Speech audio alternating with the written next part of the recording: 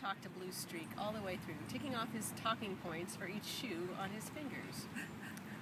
Consider the virtues of the evening shoe. A stacked heel or stiletto elevates your view, so you're looking over the heads of normal, puny humans. Your legs grow longer, you look leaner, your curves are accentuated, and when you walk, your hips swing a little. Makes men want to glorify your charms, darling. Oh, those gladiators! Strappy, sexy sandals. Men will want to lick your toes, darling. Lick your toes! Harry, that's disgusting, I laughed, and he slowly raised an eyebrow. Oh, really?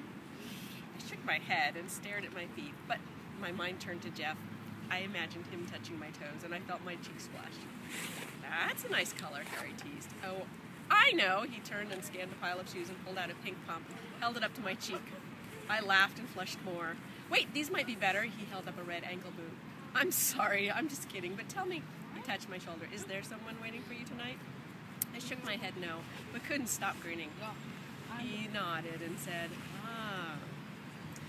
Finally, it was down to 2 pairs. I liked the one on my left foot, a very elegant-looking spike heel sandal in the same green as the flowers in the rustling dress, but Harry thought it was too sexy grown-up. He liked the one on the right, a black velvet pump with a peekaboo hole in the toe and a bow that he thought made my large feet look cute. I closed my eyes and walked around. The truth was, they both hurt. A lot. I sighed and plunked down on the bed amidst the footwear. I was ready to give up and be thankful that we had gotten this far when Harry opened his other bag. His face was silent, even reverent. I had a feeling it would come to this, he said.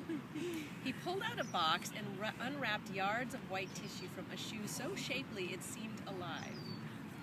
I put my hand on his and peered into the paper at what I thought at first might be a sleeping animal from another dimension. The shoe was so divinely crafted it did not seem suited for the foot of a mortal, especially one as mere as me.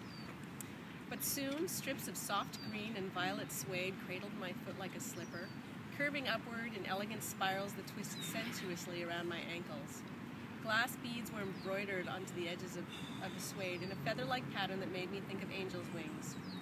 My foot balanced on a pad of clear lucite shaped like a wave that swept my heel up a few modest inches above an intricately carved scroll, reminiscent of the feet of a translucent antique chair. My toes peeped out modestly between 2 overlapping bands, festooned with 2 pinched glass buttons that looked like tiny crystal candy kisses. This is for you. It's a genuine Arpad concept shoe, recreated illegally by a Balenciaga craftsman for himself in his own size. Harry whispered, 1939. The guy was a wizard with early plastics and all sorts of materials, sought after by all the great designers of the time, a real eccentric who cherished the independent life. You should have seen his collection. He gave me these shoes on my 21st birthday. I lived with him for a year in Barcelona after. Harry's voice trailed off. Here, put the other one on. He slipped it onto my foot. Are you sure? I could see how much these shoes meant to him.